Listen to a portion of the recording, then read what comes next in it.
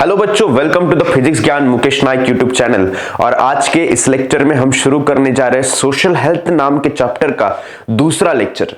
Right, कल हमने देखा था कि कौन से फैक्टर्स आपके सोशल हेल्थ के ऊपर अफेक्ट डालते हैं। उसके साथ साथ कुछ इंपॉर्टेंट हमने रीजंस भी डिस्कस किए थे, जैसे कि एडिक्शन, जैसे कि इनक्यूरेबल डिसीज जिन लोगों को हुआ है उनके प्रति लोगों का बिहेवियर। ये सभी चीजें हमने लास्ट लेक्चर में डिस्कस की थी। अगर आपने वो लेक्चर नहीं देखा है तो तुरंत जाके प्लेलिस्ट में आपको वो लेक्चर मिल जाएगा, उसको पूरा देखिए और फिर इस लेक्चर के ऊपर आइए। यहां पर हम आज देखने वाले हैं कि आपके 24 आवर्स को आपको डिस्ट्रीब्यूट करना है। किस तरीके से डिस्ट्रीब्यूट करना है? Distribute 24 hours of your daily routine as per various duties you have observe. Make two categories as time spent on your health and time spent on other responsibility and compared both। देखो, आपको दो categories बनानी है। सबसे पहले ये देखना है कि आपके हेल्थ के ऊपर आपने कितना टाइम स्पेंड किया और आपके रिस्पॉन्सिबिलिटीज के ऊपर आपने कितना टाइम स्पेंड किया है ना।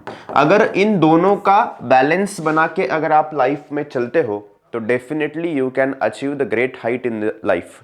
राइट, अब हेल्थ भी इंपॉर्टेंट है, उसके साथ साथ आपके ऊपर जो रिस्पॉन्सिबिलिटी है वो भी इंपॉर्टेंट है। राइट, सो आपको डेली रूटीन बनाना है और एक महीने के लिए उसको ऑब्जर्व करना है। ठीक है, और ये आखिर में देखना है कि क्या ये दोनों चीजें बैलेंस आउट हो पा रही भी है या नहीं।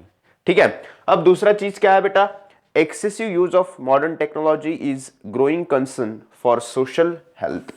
देखो, मॉडर्न टेक्नोलॉजी के अंदर कम्युनिकेशन मीडिया का पिछले 10 सालों में बहुत ज्यादा डेवलपमेंट हुआ है ना। पुराने जमाने में स्मार्टफोन्स नहीं थे। राइट, कम्युनिकेशन काफी स्लो हुआ करता था और पिछले 10 साल में 2016 के बाद कम्युनिकेशन काफी ज्यादा फास्ट हो चुका है। एंड सोशल मीडिया जो है ना, जिसको हम बोलते हैं सोशल मीडिया जो है, ये आपके सोशल हेल्थ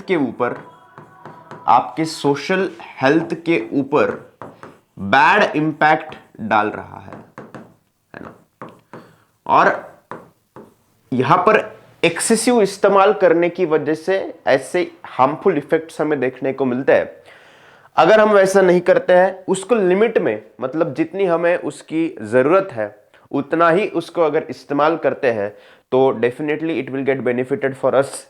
बट अगर कोई पर्सन सोशल मीडिया के एडिक्ट बन चुका है तो डेफिनेटली वो कंसर्निंग थिंग है। ऐसे देखा गया है कि ग्लोबली सोशल मीडिया के इस्तेमाल की वजह से, मतलब जो इंस्टाग्राम स्क्रॉल करते रहते हैं है ना, अलग अलग लोगों के लाइफ में झांकने की आदत आपकी बन जाती है ना। और इंस्टाग्राम के ऊपर लोग कभी भी अपना दुख नहीं दिखाते, सिर्फ खुशी वाले, सेलिब्रेशन वाले फोटोज डालते हैं। और अल्टीमेटली जब आप 1-1.5 घंटा स्क्रॉल करके अलग अलग लोगों के पोस्ट को देख के उनको लाइक कमेंट करके जब आप बाहर निकलते हो इंस्टाग्राम से, तो आपको डिप्रेशन जैसी स्थिति महसूस होती है ना। और ये मैं नहीं कह रहा, ये डेटा कहता है, जो कि सर्वे किया गया, तो लगभग 70% लोग इंस्टाग्राम देखने के बाद डिप्रेस महसूस करते हैं, खुद को मतलब कम महसूस करते हैं। बिकॉज वो जो इंस्टाग्राम के ऊपर हमें लोगों की चकाचौंध दिखती है, तो इसकी भी कोई गारंटी नहीं है कि जो हमें दिख रहा है वो सच है।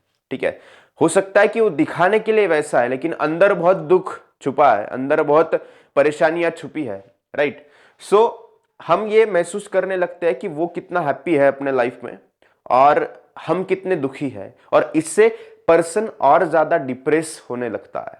राइट, तो ऐसी चीजों से आपको दूर रहना है। इंस्टाग्राम, फेसबुक जैसी चीजों का कम से कम इस्तेमाल करना है। हाँ, कुछ काम की चीजें उसके ऊपर भी रहती है ना, ऐसा नहीं कि पूरा ही कंटेंट उसके ऊपर खराब है। तो काम की चीजों को देखना है, बेमतलब की चीजों को साइड में कर देना है। Right, so prolonged hours on cell phones can lead to addiction and detachment from surrounding, है ना।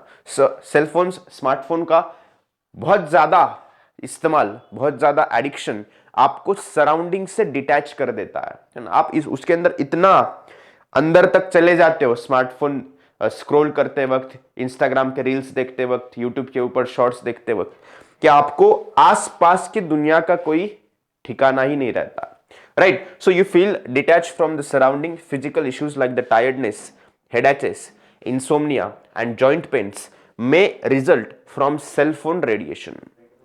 देखो, सेलफोन रेडिएशन और उस सेलफोन स्मार्टफोन पे जो स्क्रीन लगी हुई है उसका ब्राइटनेस, ये दोनों भी आपको टायर्डनेस देते हैं, राइट? आपके आंखों को थकाते हैं, आपके ब्रेन को थकाते हैं, हेडाचेस जैसे इश्यू आपको देखने को मिलता है, इंसोमनिया देखने को मिलता है, जॉइंट पेन्स, बिकॉज आप सेलफोन लेकर जब बैठते हो तो आप ये ध्यान में नहीं रखते कि हमें सीधा बैठना चाहिए, हमारे वर्टिब्रल कॉलम को स्ट्रेट रखना चाहिए, है ना? तो ये सभी चीजों की वजह से अल्टीमेटली जॉइंट पेन्स, उसके बाद में बैक पेन, ये सभी चीजें आपको देखने को मिलती है बिकॉज ऑफ द स्मार्टफोन का यूज करने से और स्मार्टफोन की से जो रेडिएशन बाहर निकलती है उसकी वजह से। Children are move vulnerable to cellphone radiation than adults.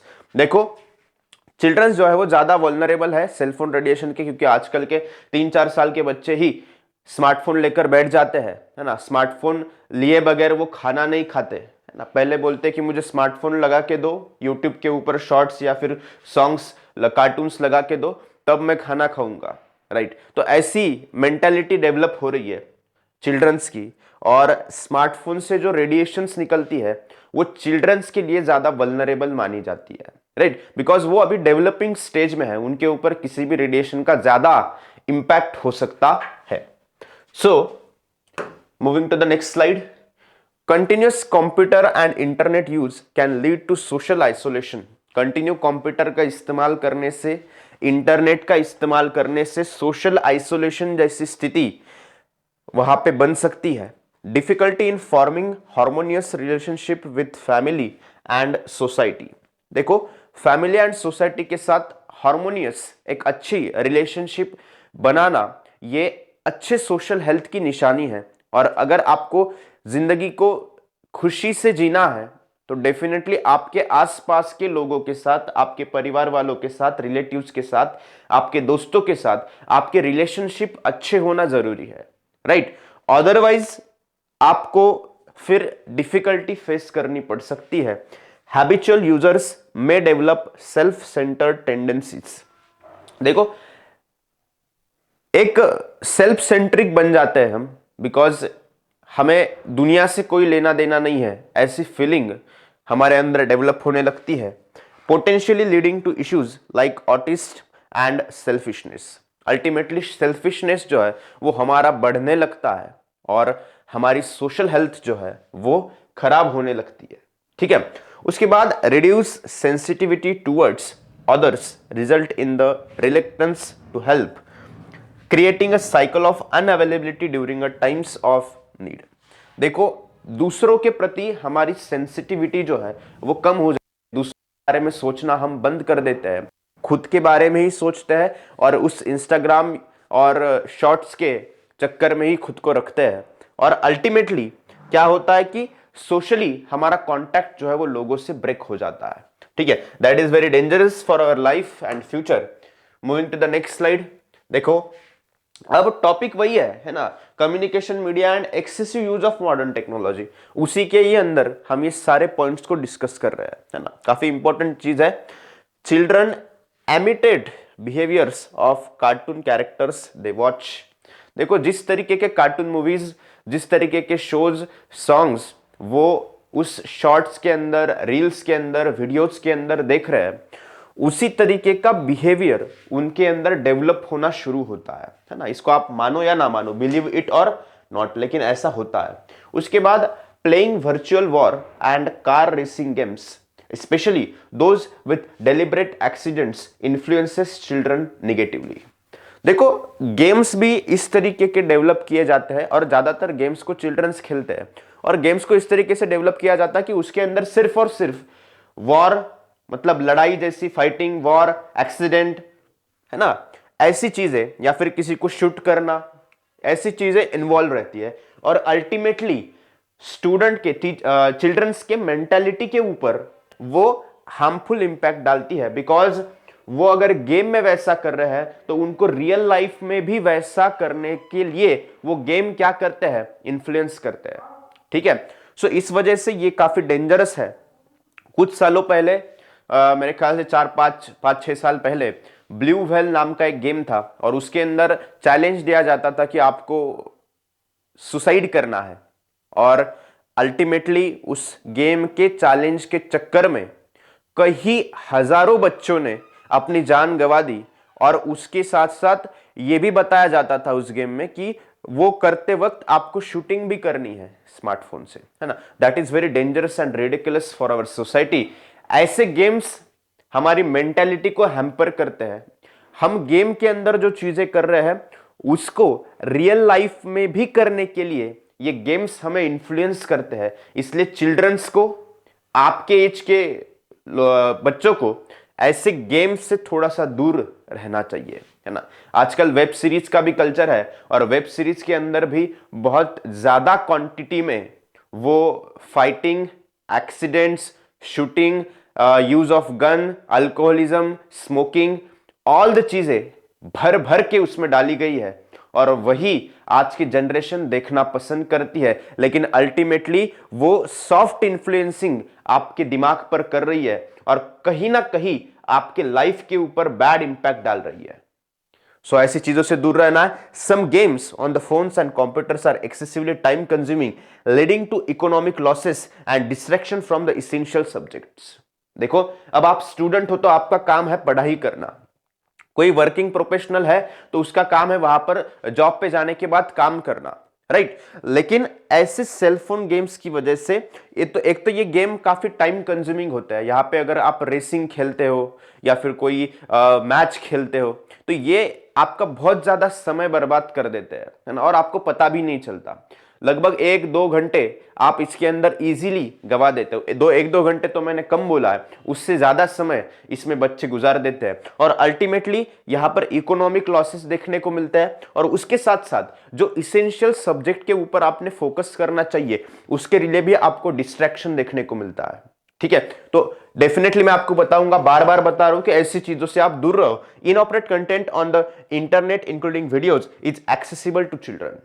देखो, इंटरनेट एक ऐसी चीज है, वहां पर सब कुछ अवेलेबल है और उसको पता नहीं है ना। मतलब आपके स्मार्टफोन आपके बच्चे के हाथ में, किसी के हाथ में अगर चला जाता है या फिर कोई छोटा बच्चा स्मार्टफोन को हाथ में लेता है तो उसको स्मार्टफोन को पता नहीं कि ये छोटा बच्चा है, इसने स्मार्टफोन हाथ में लिया है। उसके अंदर जो गूगल का अकाउंट लॉगिन है उसका ही एज वो कंसिडर करता है। और अगर कोई ऐसी इनअप्रोप्रिएट चीज उस बच्चे को दिख गई तो सोचो कि आप उसके मेंटालिटी के ऊपर कैसा असर हो सकता है ना। अभी तो वो चिल्ड्रन स्टेज में है, ग्रो करेगा आगे चल के, लेकिन ग्रो करते वक्त अगर ऐसी चीजों की वजह से उसके माइंड के ऊपर बुरा असर हो रहा है तो वो फ्यूचर के लिए, फ्यूचर जनरेशन के लिए अच्छी बात नहीं है। ठीक है, सो इनअप्रोप्रिएट कंटेंट से भी दूर रहना है। इंटरनेट के ऊपर ढेरों कंटेंट अवेलेबल है जो कि देखना भी नहीं चाहिए, देखना सही भी नहीं है और अल्टीमेटली हमारी मेंटालिटी को वो हैम्पर करता है। ठीक है, और government regulations ban websites, movies and cartoon films unsuitable for children. देखो, गवर्नमेंट ने तो बैन करके रखा है इन सभी चीजों को, जो भी इनअप्रोप्रिएट चीजें हैं, जो भी इनअप्रोप्रिएट कंटेंट दिखाने वाले वेबसाइट्स है ना, जो कि आपके मेंटालिटी को हैम्पर कर सकता है बुरी तरीके से, ऐसी वेबसाइट्स को, ऐसे वीडियोस को, ऐसे मूवीज को, कार्टून्स को गवर्नमेंट ने पूरी तरीके से बैन करके रखा है। लेकिन दोस्तों, ये इंटरनेट का जमाना है और इंटरनेट के जमाने में कोई भी चीज को कितना भी बैन किया जाए फिर भी वो इंटरनेट के ऊपर इजीली सर्कुलेट हो सकती है। ठीक है, तो इसका मतलब बैन करने के बाद भी ये कंटेंट इजीली एक्सेसिबल है, लेकिन आपको आपका विवेक साथ में रखना है और ऐसी चीजों से दूर रहना है। The negative impact of media on children's behaviour is a concern addressed by regulatory measures. देखो, रेगुलेटरी मेजर्स जो चिल्ड्रन के बिहेवियर के ऊपर नेगेटिव इंपैक्ट हो रहा है, ये काफी कंसर्निंग चीज है और इसके ऊपर काम करना चाहिए और गवर्नमेंट दिन प्रतिदिन इसके ऊपर नए नए रूल्स एंड रेगुलेशंस को लाती रहती है। आ गई बात समझ में? क्लियर है? यस और no? Okay, moving to the next slide की तरफ जाते हैं। देखो, why is there increase in news of death by drowning in ocean, falling in deep valleys और under the trains during the catching the cellphone selfie, है ना। यहां पर स्मार्टफोन चाहिए। स्मार्टफोन से देखो हमें बहुत सारे ऐसे इंसिडेंट देखने को मिलते हैं कि रोड पे एक्सीडेंट बहुत ज्यादा हो गया, या फिर कोई खाई में कोई गिर गया, उसके साथ साथ रेलवे ट्रैक के ऊपर कोई खड़ा था, है ना, और उसका भी एक्सीडेंट हो गया, उसके अंदर बेचारे की डेथ हो गई। लेकिन ऐसा क्यों होता है? ज्यादातर लोग ऐसे रोड में खड़े होके सेल्फीज लेना पसंद करते हैं, है ना, रेलवे ट्रैक पे खड़े होके सेल्फीज लेना पसंद करते हैं, ठीक है। उसके बाद में ऐसे खाई की जगह पे, जहां पे ऊंचा पहाड़ है, नीचे खाई है, वैसे कॉर्नर पे सेल्फी लेने की कोशिश करते हैं, और अल्टीमेटली वो इस तरीके से अपनी जान को गवा देते हैं कि उसमें ना तो किसी की गलती है, ना तो कोई कुछ उनको बचा सकता है ना। गलती तो उनकी है कि वो सेल्फी ले रहे हैं, वो भी कहां पर? ऐसी जगह पर जहां डेंजरस, रिस्की चीज है, क्योंकि रेलवे ट्रैक पे कब रेलवे आएंगी ये हमें पता नहीं होता। हमारे पास, हम तो कोई रेलवे का शेड्यूल लेके नहीं बैठते। उसके साथ साथ खाई में जितनी जोर से हवा आएगी तो उतना जोर से वो आपको पीछे ढकेलने की भी कोशिश करेगी, राइट। सो ऐसी जगह पे, ऐसी डेंजरस जगह पे अगर सेल्फी लेने की किसी की टेंडेंसी है तो वो अल्टीमेटली उसकी जान को नुकसान पहुंचा सकता है, राइट। और ऐसी कई घटनाएं हम दिन प्रतिदिन न्यूज़पेपर्स में, न्यूज में, टीवी पे देखते हैं, पढ़ते हैं और सुनते हैं, ठीक है। So there is increasing competition to upload the videos of road accident instead of helping the victims. What is the mentality of such people? देखो, वहां पर किसी का एक्सीडेंट हुआ है, किसी की जान वहां पर जा रही है, तो ह्यूमैनिटी क्या कहती है? अगर उस पेशेंट की, उस पर्सन की जान जा रही है तो सबसे पहले उसको किसी ना किसी तरीके से एम्बुलेंस बुला के, किसी प्राइवेट गाड़ी में डाल के उसको सबसे पहले हॉस्पिटल में पहुंचाया जाए और उसकी जान बचाई जाए। लेकिन फिर भी लोग क्या करते हैं? लोग उस पर्टिकुलर एक्सीडेंट का, उस इंसिडेंट का वीडियो बनाने में ज्यादा दिलचस्पी रखते हैं, ना कि उसको बचाने में दिलचस्पी रखते हैं। और ये मेंटालिटी सबसे ज्यादा डेंजरस है हमारे सोसाइटी के लिए, और दिन ये बढ़ती ही जा रही है, राइट। कोई भी ऐसी चीज अगर आपको दिखती है तो सबसे पहले आपका काम है कि उसको जल्दी से जल्दी मेडिकल हेल्प कैसे पहुंचाई जाए, इसके ऊपर आपने सोचना चाहिए, ना कि उस एक्सीडेंट का वीडियो लेकर सोशल मीडिया पे डालना चाहिए। ये पूरी तरीके से इनह्यूमन प्रैक्टिस है, ये मानवता की तो निशानी है ही नहीं। तो ऐसी चीजों से दूर रहना है। ऐसा कोई कर रहा है तो उसको भी रोकना है, और अगर आपके सामने ऐसी चीज हो रही है तो सबसे पहले उसको मदद करना है, मेडिकल हेल्प पहुंचाना है, यह लक्ष्य आपका होना चाहिए। आ गई बात समझ में? So why are the video clips of the parents threatening और hitting the children not studying as per their wish, और domestic helpers beating the children are very common on social media nowadays. देखो, ये भी काफी बुरी चीज है हमारे सोसाइटी के लिए।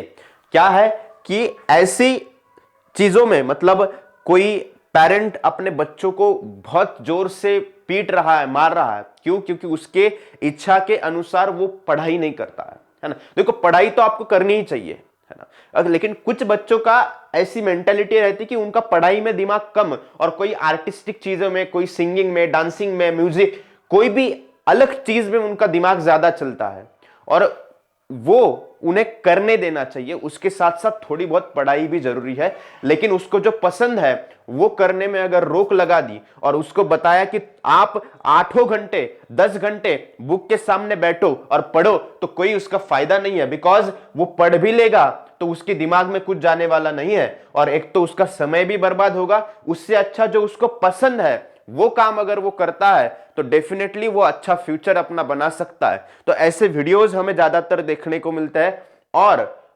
लोग ऐसे वीडियोस को देखना पसंद भी करते हैं। ये भी हमारे सोसाइटी के लिए बुरी बात है ना। आप देखते हो ये जो एक्सीडेंट वाले वीडियोस होते हैं, उसके साथ साथ किसी का कोई मर्डर हुआ है उसके वीडियोस होते हैं, ये वीडियोस पे मिलियंस ऑफ मिलियंस व्यू है। ऐसे वीडियोस को लोग पहले देखना चाहते हैं। मतलब ये सबसे बुरी मेंटालिटी है हमारे सोसाइटी के अंदर कि ऐसे वीडियोस को देखकर हम मतलब थ्रिल्ड महसूस करते हैं, एडवेंचरस महसूस करते हैं, ठीक है। तो ये नहीं करना चाहिए, this is bad practice in our social health. So moving to the next slide, देखो destructive activities often result from underlying stress considered a form of mental illness. ऐसे एक्टिविटीज के वजह से मेंटल इलनेस का फॉर्म हो सकता है। उसके साथ साथ selfie related risk are term as selficide where individuals are unaware of their surroundings. देखो सेल्फी रिलेटेड जो टर्म है, सेल्फी रिलेटेड जो रिस्क है, उसको क्या बोला जाता है बेटा, एक वर्ड दिया गया है, उसको क्या दिया गया है, सेल्फिसाइड, है ना। सो एंगेजिंग इन डोमेस्टिक वायलेंस और शेयरिंग सुसाइडल मैसेजेस और वीडियोज इंडिकेट्स मेंटल इलनेस। देखो डोमेस्टिक वायलेंस को एंगेज करना, उसके वहां पे जाके देखना, उसको सुलझाने की बजाय वो जो हो रहा है उसके मजे लेना, ये एक चीज है। उसके साथ साथ सोशल मीडिया के ऊपर ऐसी चीजों को शेयर करना, ये भी एक मेंटल इलनेस की निशानी है ना। मतलब मेंटली हम क्या है, इल है, चाहे आप बॉडी से कितना तंदुरुस्त हो, लेकिन अगर आपकी सोच खराब है तो वो किसी काम की आपकी body. So constructive use of communication media जैसे कि TV, phone, internet for essential needs and entertainment is advised. देखो सोशल मीडिया का, कम्युनिकेशन मीडिया का, जैसे कि टीवी है, फोन है, इंटरनेट है, आपका स्मार्टफोन है, सो ऐसी चीजों का हमारे जरूरत के हिसाब से कंस्ट्रक्टिव इस्तेमाल करना, ये अच्छे सोशल हेल्थ की निशानी है। अगर आप कोई एजुकेशनल वीडियो यूट्यूब के ऊपर देख रहे हो, तो एजुकेशनल वीडियो अगर आप 1 घंटा देखो चाहे 3 घंटा देखो, अल्टीमेटली वो आपको बेनिफिट पहुंचाने वाला है। लेकिन अगर कोई ऐसा डिस्ट्रक्टिव वायलेंस से भरा हुआ suicidal, murder and accident video अगर आप 1 मिनट भी देखते हो, तो वो 1 मिनट भी आपके जिंदगी से वेस्ट चला जाता है, राइट। सो इस वजह से कंस्ट्रक्टिव यूज के लिए सोशल मीडिया को, कम्युनिकेशन मीडिया को, इंटरनेट को इस्तेमाल करना है। उसके साथ साथ caution against excessive media consumption to avoid negative impacts on mental wellbeing. देखो एक्सेसिव मीडिया कंजप्शन का हमारे मेंटल वेलबींग के ऊपर नेगेटिव इंपैक्ट होता है और उसको आपको अवॉइड करना चाहिए। एक स्पेसिफिक टाइम लिमिट के अंदर एजुकेशनल वीडियो हो, इंफॉर्मेटिव कंटेंट हो, उसको देखना चाहिए, right. So encouragement to the communication media responsibly and avoid excessive hours of use. Responsibly उसको यूज करना है, एक्सेसिव इस्तेमाल नहीं करना है, ठीक है। So moving to the next slide, देखो दिन प्रतिदिन जैसे हम डेवलप होते जा रहे हैं, तो पेमेंट सिस्टम काफी आसान हो चुका है ना। और इजीली, मतलब पुराने जमाने में कार्ड से पेमेंट करने में लगभग 2 से 3 मिनट का समय लगता था, राइट। उसके बाद में एनएफटी, आरटीजीएस, उसके लिए भी लगभग 8 से 12 घंटे का समय लगता था। लेकिन अब हमारे पास एक नई टेक्नोलॉजी आ चुकी है जो कि इंडिया का खुद का प्रोडक्ट है, जिसको हम क्या बोलते हैं, यूपीआई, यूनिफाइड पेमेंट इंटरफेस। क्या बोलते हैं बेटा इसको, यूनिफाइड पेमेंट इंटरफेस, ठीक है। अब ऐसी एडवांसमेंट की वजह से किसी को पेमेंट करना काफी आसान हो चुका है। लगभग 5 से 10 सेकंड में हम किसी को भी पूरे भारत में किसी के भी बैंक अकाउंट में पैसे को ट्रांसफर कर सकते हैं, लगभग 1 लाख रुपए तक डेली। लेकिन इसके साथ साथ एक चीज और बढ़ चुकी है जिसको हम बोलते हैं साइबर क्राइम्स। क्या बोलते हैं बेटा, साइबर क्राइम्स। ये बहुत ज्यादा बढ़ चुके हैं, जैसे कि banks warn against disclosing personal information, Aadhaar, PAN, credit card, debit card to avoid fraud. देखो बैंक्स हमेशा बार बार बोलती है, कभी आपने बैंक के कस्टमर केयर को कॉल किया होगा नंबर पे, तो आपको बार बार वहां पे बोला जाता है कि do not share your OTP, CVV, pan card number, Aadhaar card number with any of the person because bank representative doesn't ask you for OTP and CVV and your card number, है ना। ऐसी line आपने हमेशा सुनी होगी, चाहे आप किसी भी बैंक के कस्टमर केयर को कॉल करते हो। तो ये क्यों है बेटा, बिकॉज ओटीपी जैसी चीज जो है, उसके बाद में आपके डेबिट कार्ड या फिर क्रेडिट कार्ड का सामने नंबर लिखा होता है, उसके नीचे एक्सपायरी होती है और उसके पीछे एक 3 अंकों का सीवीवी नंबर होता है ना। सीवीवी ये हाई सिक्योरिटी प्रोवाइड करता है। क्या प्रोवाइड करता है बेटा, ये हाई सिक्योरिटी प्रोवाइड करता है, ठीक है। ये सीवीवी नंबर जो है, ये भी ट्रांजैक्शन को कंप्लीट करने के लिए इंपॉर्टेंट है और एक एक्स्ट्रा लेयर ऑफ सिक्योरिटी को ऐड करता है। और ऐसी कॉन्फिडेंशियल चीजों को अगर आप शेयर करते हो तो डेफिनेटली आपके साथ फ्रॉड होने के चांसेस पूरे पूरे है ना। कब आपके बैंक अकाउंट से पैसा कट जाएगा आपको पता भी नहीं लगेगा और वो रिफंड वापस आने की गुंजाइश भी काफी कम बचती है। अगर आपने ओटीपी एंड सीवीवी जैसी चीज को शेयर किया है तो बैंक्स आर नॉट रिस्पॉन्सिबल। इसके लिए बैंक्स रिस्पॉन्सिबल नहीं है। बैंक कोशिश तो करेगी लेकिन अल्टीमेटली आपको बता देगी कि यही आपकी गलती है, आपने ही गलती की है, ओटीपी और सीवीवी को शेयर किया है, अब आपके पैसे वापस नहीं आ सकते। इसलिए ऐसी चीजों को शेयर करने से रोकना है। Caution against sharing the PIN during ATM withdrawal और card payments to prevent the unauthorised transaction.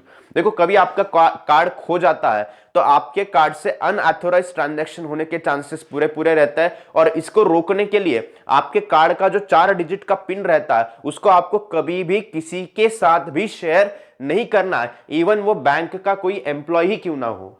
ठीक है। उसके बाद online shoppers can be deceived by websites selling inferior और impaired items। देखो ऑनलाइन हमें कभी अलग अलग वेबसाइट्स देखने को मिलती है। कुछ रेप्यूटेड वेबसाइट्स का नाम अगर हम छोड़ दें अमेजॉन फ्लिपकार्ट जैसे, हालांकि वहां पर भी फ्रॉड हमें देखने को मिलता है, लेकिन कुछ ऐसी वेबसाइट्स है जो कि हमें इंपेयर्ड आइटम्स को सेल करती है, यूज आइटम को सेल करती है ना। Amazon फ्लिपकार्ट के ऊपर भी कभी कभी यूज आइटम आपको मिल जाता है ना, लेकिन उनकी रिफंड पॉलिसी, रिटर्न पॉलिसी काफी अच्छी है, उसकी वजह से आपको कोई दिक्कत नहीं होती। लेकिन ऐसे किसी वेबसाइट के ऊपर से अगर आप कोई चीज को ऑर्डर करते हो और अगर आपको इंपेयर्ड आइटम मिलता है और वो रिफंड के लिए मना कर देते हैं तो आपको दिक्कत हो सकती है, आपके पैसे फंस सकते हैं, है ना। हालांकि इसके लिए भी ऑप्शन है, आप कंज्यूमर कोर्ट तक कंप्लेंट फाइल कर सकते हो। किसमें? कंज्यूमर कोर्ट में, है ना। और लगभग 30 से लेके 40 दिन में आपको रिजोल्यूशन मिल जाएगा। 30 से लेके 40 दिन में you will get the resolution for the same. ठीक है। सो उसके बाद bank transaction occurring with the consumers pin without their knowledge pose risk, है ना। देखो कंज्यूमर्स पिन को विदाउट उनके नॉलेज के अगर ट्रांजैक्शन होता है तो बैंक हेल्प करती है आपके पैसे रिफंड लाने में। ठीक है। उसके साथ साथ नेक्स्ट चीज जो है वो क्या है? Hacking involves obtaining and misusing confidential information from government institutes and companies. देखो हैकिंग जैसी चीज जो है वो काफी ज्यादा अभी चर्चा में है, बिकॉज बहुत सारे वेबसाइट्स को हैक कर लिया जाता है, बहुत सारे सोशल मीडिया अकाउंट्स को हैक कर लिया जाता है ना। कुछ सालों पहले बराक ओबामा जो एक्स प्राइम मिनिस्टर है यूएसए के, उनका अकाउंट भी हैक किया गया। और ऐसी चीजें हमें देखने को मिलती है। Cyber crime such as creating a fake Facebook account to exploit individuals are on the rise. Fake Facebook account बना के किसी पर्सन को इन्फ्लुएंस करके उसके साथ कोई फाइनेंशियल फ्रॉड करके ये अकाउंट जो है वो आपके साथ धोखा कर सकते हैं। Piracy involves the illegal sale और मिसयूज ऑफ रिटन लिटरेचर, है ना। पायरेसी जैसी जो चीज है ना, इससे आप काफी ज्यादा परिचित होंगे, बिकॉज आपके कंप्यूटर में, लैपटॉप में जो विंडोज डला हुआ है, ज्यादातर लोग पायरेटेड विंडोज का इस्तेमाल करते हैं। लेकिन ऐसा क्यों कर पाते हैं? बिकॉज माइक्रोसॉफ्ट ही ऐसा चाहता है। ठीक है। लेकिन यहां पर पायरेसी के अंदर अगर इलीगल हम किसी चीज का सेल कर रहे हैं, मतलब जो रिटेल प्रोडक्ट है जिसको आप खुद इस्तेमाल करते हो उसको अगर आप सेल कर रहे हो, उसके साथ साथ उसका मिसयूज कर रहे हो कहीं पर, उसके बाद रिटर्न लिटरेचर को भी आप अगर इलीगली प्रिंट करके सेल करने की कोशिश करते हैं तो ये भी पायरेसी के अंदर आता है। कोई भी क्रैक सॉफ्टवेयर अगर आप इस्तेमाल करते हो तो वो भी पायरेसी कहलाता है और उसके रिगार्डिंग स्ट्रिक्ट कानून, रूल्स एंड रेगुलेशंस बने हुए हैं। आपको ऐसा बिल्कुल भी नहीं करना चाहिए। किसी भी पायरेटेड सॉफ्टवेयर का आप कभी भी इस्तेमाल ना करें, बिकॉज वो तो आपको फ्री में मिल जाएगा सॉफ्टवेयर, लेकिन आप सिक्योरिटी की बहुत बड़ी रिस्क को पीछे छोड़ रहे हो, जो कि आपके साथ कोई फ्रॉड जब हो जाएगा तब आपको उसका अंदाजा लगेगा, राइट। तो ऐसा ना हो इसलिए पायरेटेड चीजों को इस्तेमाल करने से अवॉइड करना है। उसके साथ साथ क्या है बेटा, वीडियोस, ऐसे दूसरे के वीडियोस कोई यूट्यूब चैनल के ऊपर डाल नहीं सकता। उसके साथ साथ म्यूजिक का भी कॉपीराइट रहता है, म्यूजिक का भी क्या रहता है बेटा, कॉपीराइट रहता है ना, पर्टिकुलर सिंगर के नाम पे, है ना, या फिर म्यूजिक एल्बम के नाम पे ये जो सॉन्ग है वो रजिस्टर रहता है, ठीक है। So electronic media misuse includes sending derogatory messages and spreading inflammatory content leading to malpractices and device issues। देखो इलेक्ट्रॉनिक मीडिया के अंदर बहुत सारे कंटेंट का मिसयूज किया जाता है, गलत तरीके से इस्तेमाल करके मैल प्रैक्टिसेस होती है और उसको रोकना काफी ज्यादा जरूरी है, ठीक है। उसके बाद moving to the next slide की तरफ बढ़ते हैं। डू यू नो क्या है बेटा, आईटी एक्ट लिखा हुआ है, क्या लिखा हुआ है, आईटी एक्ट, ठीक है। सो क्या है IT act 2000, this act has been enacted since 17 October, 17 October 2000 के अंदर इस एक्ट को लागू किया गया था। और उसके साथ साथ it has been amended in 2008 के अंदर इस एक्ट के अंदर कुछ मॉडिफिकेशंस किए गए थे, ठीक है, as per the updated terms and condition. उसके बाद persons committing the cyber crime has to face the punishment like the imprisonment for 3 years और fine of up to 5 lakh.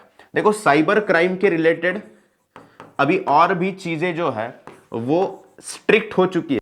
पहले 3 इयर्स का जेल था और उसके साथ साथ 5 लाख तक का उसको फाइन भरना पड़ता था, ठीक है। लेकिन नए रूल्स एंड रेगुलेशंस के हिसाब से ये चीजों को काफी ज्यादा बढ़ा दिया गया है, जो कि अच्छी बात है साइबर सिक्योरिटी के कंसिडरेशन में, ठीक है। Maharashtra is at the forefront in controlling the cyber crimes and it has been proved to be a first state to start the separate cyber crime unit. देखो अब ये काफी प्राउड की बात है कि महाराष्ट्र जो है अपना state,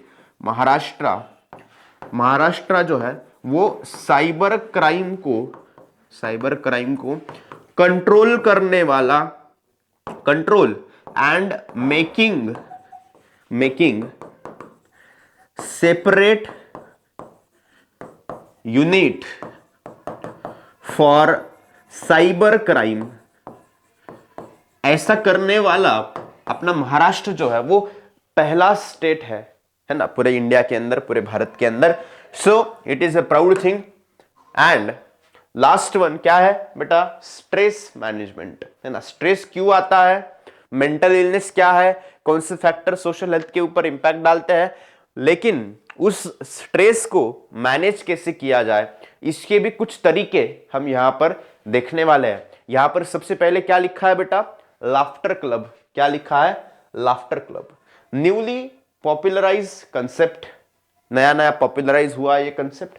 citizens gather in public gardens, citizens public garden में गैदर होते हैं, एक दूसरे के साथ मिलते हैं।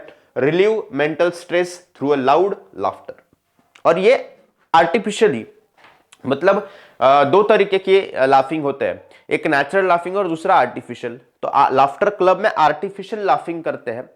अब नेचुरल लाफिंग मतलब क्या, किसी ने कोई जोक क्रैक किया है, कोई इंसिडेंट हुआ है, उसके ऊपर अगर आपको हंसी आ रही है तो that is the natural laughing, हम उसको बोल सकते हैं। लेकिन ऐसे लाफ्टर क्लब के अंदर ये मतलब बेवजह ये हंसते हैं, आर्टिफिशियली हंसते हैं, और इससे मेंटल स्ट्रेस रिलीव होने में काफी मदद मिलती है, ठीक है। सो उसके साथ साथ स्ट्रेस रिलीफ स्ट्रेटेजीज के अंदर establishing communication with friends, peers, cousins, teachers and parents. देखो अब आप अगर आपके पेरेंट्स के साथ, फ्रेंड के साथ, टीचर्स के साथ, उसके साथ साथ आपके कजन्स के साथ, आपके पियर्स के साथ अगर आप कम्युनिकेशन को अच्छी तरीके से इस्टेब्लिश करना जानते हो तो डेफिनेटली आपको स्ट्रेस रिलीफ में उसका बेनिफिट होने वाला है, ठीक है। सो एक्सप्रेसिंग फीलिंग्स, जैसे कि बहुत सारे लोग ऐसे दबे दबे हुए रहते हैं, है ना, अपने फीलिंग्स को कभी भी वो किसी दूसरों के सामने, किसी दोस्त के सामने, रिलेटिव के सामने, फैमिली के सामने कभी भी खुलकर एक्सप्रेस करना नहीं जानते, या फिर उनको वैसा करने में डर लगता है। तो इस वजह से काफी ज्यादा स्ट्रेस उनके माइंड के ऊपर आता है। लेकिन मेरे ख्याल से अगर कोई आपके बहुत करीबी दोस्त है, करीबी रिलेटिव है, करीबी आपकी कोई फैमिली मेंबर है जिसके साथ आप सभी चीजें को शेयर कर सकते हो, तो वहां पे आपके फीलिंग्स को आपने एक्सप्रेस करना चाहिए, whether it is good feel और whether it is a bad feel, right. So note down feelings, share feelings with near and dear ones, near and dear ones के साथ आपको फीलिंग्स को शेयर करना है, ठीक है। आ गई बात समझ में, क्लियर है, यस और no? Okay, moving to the next slide, next slide की तरफ बढ़ते हैं। यहां पर स्ट्रेस मैनेजमेंट के लिए कुछ और भी सॉल्यूशंस दिए गए हैं, है ना। क्या है? सबसे पहला, हॉबीज फॉर स्ट्रेस मैनेजमेंट। इसके अंदर क्या है? Material collection. अगर आप कोई चीज को कलेक्ट करके रखना चाहते हो तो ये भी किसी की हॉबीज होती है। उसके साथ साथ फोटोग्राफी की वजह से भी स्ट्रेस रिलीफ होता है। और एक बात बता दूं मैं आपको कि जब भी हम अपने हॉबी को फॉलो करके कुछ चीज करने की कोशिश करते हैं तो डेफिनेटली अपना स्ट्रेस जो है वो रिलीज हो जाता है, अपना दिमाग जो है वो हल्का रहता है और माइंड अपना फ्रेश रहता है, ठीक है। उसके साथ साथ रीडिंग भी कोई किसी की हॉबी है, उसके साथ साथ कुकिंग, उसके साथ साथ स्कल्पचरिंग मतलब मूर्तियों को बनाना, है ना, उसके साथ साथ ड्राइंग, रंगोली एंड डांसिंग जैसी चीजों को करके अगर आप सच में उसमें इंटरेस्टेड हो तो, है ना। इंटरेस्टेड नहीं है, हॉबी नहीं है, तो ये करके कुछ फायदा होने वाला नहीं है। सो उसके साथ साथ proper utilisation of free hours, है ना, मतलब जो आपके बचे हुए खाली समय है, खाली आवर्स है, उसको प्रॉपर आप यूटिलाइज कर सकते हो। कैसे? Fostering hobbies help diversify activities during free time. Free time में एक्टिविटीज को डाइवर्सिफाई करना है और आपके हॉबीज को एक उस फ्री समय में करके देखने की कोशिश करनी है। उसके बाद में पॉजिटिव थिंकिंग जैसी चीज है, divert energy and mind towards positivity, neutralise negative thoughts automatically. देखो, किसी भी चीज के, भगवत गीता में कहा गया है कि किसी भी चीज को अगर आपको आपके माइंड से हटाना है तो वहां पे दूसरे चीज को लाकर बिठाना पड़ेगा, अदरवाइज माइंड फिर से वहीं पर ही जाएगा, राइट। अब इसके ऊपर क्या सॉल्यूशन है बेटा? अगर आपको निगेटिव थॉट्स को हटाना है तो पॉजिटिव थॉट्स को वहां पर लाके बिठाना पड़ेगा। यस और नो? यस। अगर आपको है निगेटिव थॉट्स को हटाना तो आपको पॉजिटिव साइड्स को लगना पड़ेगा वहां पर बिठाना, ठीक है। सो ऐसे पॉजिटिव थॉट्स अगर आपके माइंड में डेवलप होने लगते हैं, आप पॉजिटिव थिंकिंग सोच करने लगते हो, तो ऑटोमेटिकली निगेटिव थॉट्स चले जाएंगे और आपका स्ट्रेस रिलीफ होकर आपको अच्छा महसूस होगा। और इस चैप्टर के ऊपर इतना जोर देने की मेरी कोशिश क्यों है? बिकॉज आजकल के जमाने में, आज के समय में स्ट्रेस मैनेजमेंट जैसी चीज काफी ज्यादा इंपॉर्टेंट बन जाती है, ठीक है। चाहे वो स्टूडेंट्स के लिए हो, चाहे वर्किंग प्रोफेशनल्स के लिए हो, चाहे किसी भी पर्सन के लिए हो, right. So moving to the next slide, some other ways for the stress management. Stress management के लिए कुछ और तरीके हैं। Music for stress relief. देखो, म्यूजिक एक ऐसी चीज है जो अच्छों को स्ट्रेस से रिलीफ कर सकती है ना। This is very important thing that learning, listening and singing, है ना। आप म्यूजिक को लर्न कर सकते हो, है ना, अगर आपके पास वो वोकल कैपेबिलिटी है तो। उसके साथ साथ आप उसको सुन सकते हो या फिर सिंगिंग कर सकते हो, है ना। भले ही आपके सुर उतने नहीं मिलते हो, लेकिन for your hobby you can do the singing, you can play the guitars, you can play the tabla, all that you like. That if you like the listening, you can listen. If you like the playing the instruments, musical instruments, then you can play it. उसके बाद अगर आपको singing पसंद है तो आप singing भी करके अपने स्ट्रेस को रिलीफ करने की कोशिश कर सकते हो। और डेफिनेटली म्यूजिक जो है वो ऐसा जरिया है कि जो अच्छे को मोटिवेशन देने का काम करता है, अच्छों को दुख से, दर्द से बाहर निकालने का काम करता है, ठीक है। So elevates mood and drives away stress. ये क्या करता है? मूड को एलिवेट करता है और स्ट्रेस को ड्राइव अवे करता है। उसके साथ साथ music has the power to change the mindset. Music के पास ये पावर है कि आपके माइंडसेट को, आपके मूड को वो बदल सकता है, ठीक है। सो benefits of outdoor games. Outdoor games के क्या बेनिफिट्स है बेटा? देखो, फिजिकल एक्सरसाइज, है ना। उसके साथ साथ इंप्रूव डिसिप्लिन, आपकी डिसिप्लिन इंप्रूव होती है, आपकी फिजिकली एक्सरसाइज होती है, और फिजिकल एक्सरसाइज से आप मेंटली भी खुद को फिट रख पाते हो।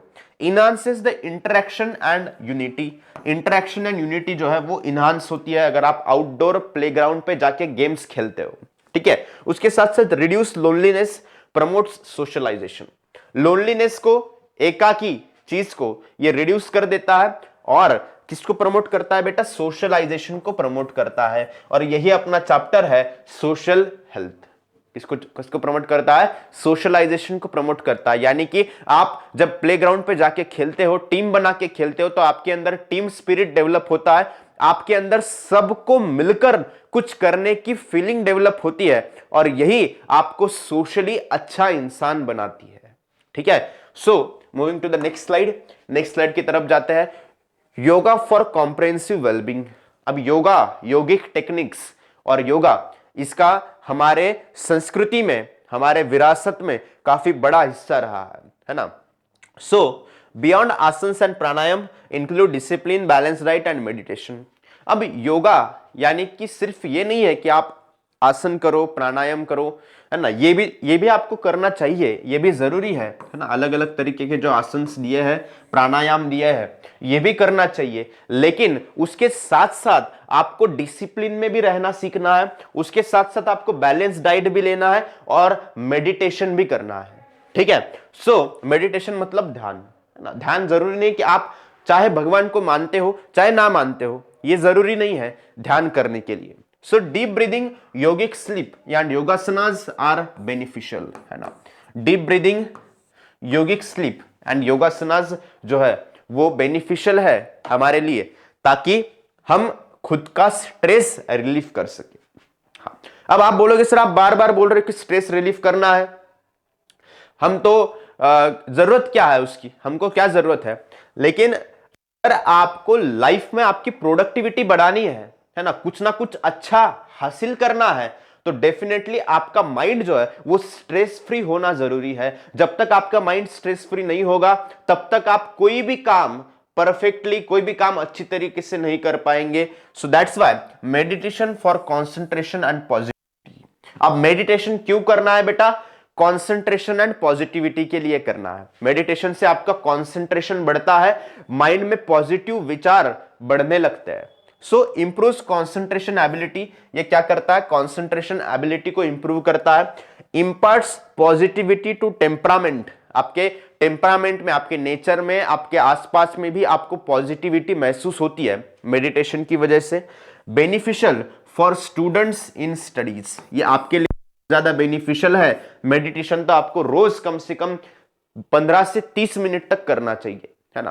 तो डेफिनेटली आप महसूस करोगे कि आपके स्टडीज के ऊपर कंसंट्रेशन बढ़ चुका है, आपके दिमाग में पॉजिटिव थॉट्स आने शुरू हो चुके हैं, और अल्टीमेटली वो आपके करियर के लिए बेनिफिशियल है, ठीक है। So character development for stress management, stress management के लिए कैरेक्टर डेवलपमेंट क्या है, deliberate inclusion of time management. सबसे पहले तो आपके पास टाइम मैनेजमेंट होना चाहिए, उसके साथ साथ प्लानिंग होनी चाहिए, खुद के planning on duties, decision making power, और डिसीजन मेकिंग पावर भी आपके पास वो गट्स होने जरूरी है ना। And cultivates socially strong and ideal personality, ये क्या करता है बेटा, socially strong and ideal personality को कल्टिवेट करता है, ठीक है।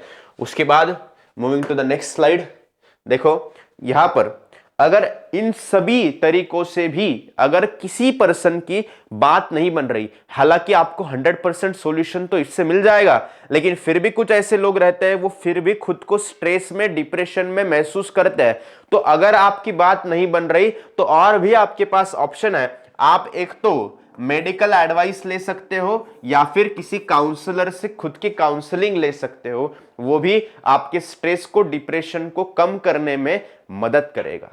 आ गई बात समझ में। उसके बाद में कुछ एनजीओ सपोर्ट भी करते हैं, जैसे कि मेनी एनजीओ ऑफर असिस्टेंट, बहुत सारे एनजीओ बिना किसी पैसे लिए बगैर आपको असिस्टेंट ऑफर करते हैं। Additional helping hand for those in need, है ना, जो जिसको जरूरत है उसको एडिशनल हेल्पिंग हैंड देने की कोशिश करते हैं। ऐसे अलग अलग एनजीओ इसके ऊपर काम कर रहे हैं। उसके बाद देखो वेलनेस एंड एम्पावरमेंट इनिशिएटिव्स और हॉलिस्टिक अप्रोच, है ना, एक ऐसा अप्रोच जो कि सोसाइटी के वेलनेस के लिए ठीक हो। तो उसके अंदर कुछ मूवमेंट्स है, कुछ फाउंडेशन है, एनजीओज है, जिसको हम वन बाय वन डिस्कस करेंगे। यहां पर यूनिफाइड मूवमेंट अगेंस्ट टोबैको के अगेंस्ट unified movement initiated by 45 well known organisation, example WHO and Tata Trust, है ना। ये भी काफी प्राउड की बात है, टाटा ट्रस्ट जो है वो काफी ज्यादा काम करता है एनजीओज के दौर पर। So aims to control tobacco consumption, इनका क्या एम है बेटा? टोबैको कंजप्शन को कंट्रोल करना, कम करना। Provides guidance to activist against tobacco, है ना, टोबैको के अगेंस्ट जो एक्टिविस्ट है, जो कि काम कर रहे हैं, उनको गाइडेंस प्रोवाइड करना, ताकि अपने काम को और अच्छे से करके और लोगों को अवेयर करके टोबैको का कंजप्शन वो कम करवा सके। उसके साथ साथ सलाम फाउंडेशन, सलाम मुंबई फाउंडेशन क्या है? Programmes in Mumbai schools for slum children's, slum children's के लिए ये प्रोग्राम चलता है। इनपावर्स इन एजुकेशन, ये क्या प्रमोट करते हैं बेटा? उन बच्चों के लिए education, sports, arts and business को एम्पावर करते हैं। उसके साथ साथ encourages education to improve health and lifestyle, education को एनकरेज करते हैं हेल्थ एंड लाइफस्टाइल को इंप्रूव करने के लिए। Made districts in Maharashtra tobacco free, इन्होंने कई डिस्ट्रिक्ट को महाराष्ट्र के अंदर टोबैको फ्री बनाने की कोशिश की है, ठीक है। उसके बाद में प्रोग्राम इंप्लीमेंटेशन, क्या है? प्रोग्राम इंप्लीमेंटेशन, देखो, working with schools in urban and rural areas since 2002। उसके साथ साथ collaboration with the government implemented in about 200 schools in the Mumbai and 14,000 schools in the rest of the Maharashtra, ठीक है। सो कुछ इस तरीके से एनजीओस काम करते हैं। उसके साथ यहां पर वेलनेस एंड एम्पावर जो हेडलाइन है वो अपनी सेम है। यहां पर फ्रीडम फ्रॉम टोबैको ओथ, है ना, टोबैको से फ्रीडम लेना, ऐसी शपथ हमने लेनी चाहिए। Taken in every school as per the government directive, government directive के अनुसार हर स्कूल में हर एक ने यह शपथ लेनी चाहिए कि जिंदगी में ना तो मैं टोबैको कंज्यूम करूंगा और ना ही किसी को करने दूंगा, ठीक है। उसके साथ साथ गवर्नमेंट स्कीम जो है वो फोन और helpline numbers publish in the newspaper aim at helping the children in the distress, जो बच्चे स्ट्रेस में है उनको डिस्ट्रेस करने में हेल्प करती है। Children contact helpline to share the problems, यहाँ पर गवर्नमेंट के कुछ हेल्पलाइंस भी है जो जिसके साथ आप प्रॉब्लम्स को शेयर कर सकते हो और निश्चित ही आपको वो एक सॉल्यूशन प्रोवाइड करने का काम करेंगे। और इंपैक्ट क्या है? Significant progress in making districts tobacco free, ongoing efforts to create a tobacco free society, अभी भी बहुत सारे एफर्ट्स चालू है। एंड उसके साथ साथ collaborative initiatives with government support, government के सपोर्ट के साथ कोलैबोरेटिव इनिशिएटिव्स को भी लिया जा रहा है। तो इस तरीके से अपना जो प्यारा सा चैप्टर है जो कि आपके फ्यूचर के लिए बहुत ज्यादा इंपॉर्टेंट है और एग्जाम में भी आप थ्योरेटिकल चीजें इसके अंदर से लिख सकते हो, है ना, ऐसे नाम का अपना चैप्टर है जो कि है सोशल हेल्थ, वो यहां पर आज खत्म होता है। और उम्मीद है कि आपको ये समझ में आ चुका होगा। इस चैप्टर में, इस पूरे लेक्चर में, 1 घंटे के लेक्चर में जितने भी चीजें मैंने आपको बताई है जिससे आपको दूर रहना है, उसके ऊपर आप एक बार सोचिए, खुद को थोड़ा सा अकेले में टाइम दीजिए और वैसी चीजों से आपके पूरे फ्यूचर में दूर रहिए। यही आपको सक्सेसफुल बनाएगा। एंड अगर आपको लेक्चर पसंद आया है तो लाइक कीजिए, दोस्तों के साथ शेयर कीजिए एंड चैनल को सब्सक्राइब कीजिए। Thank you so much.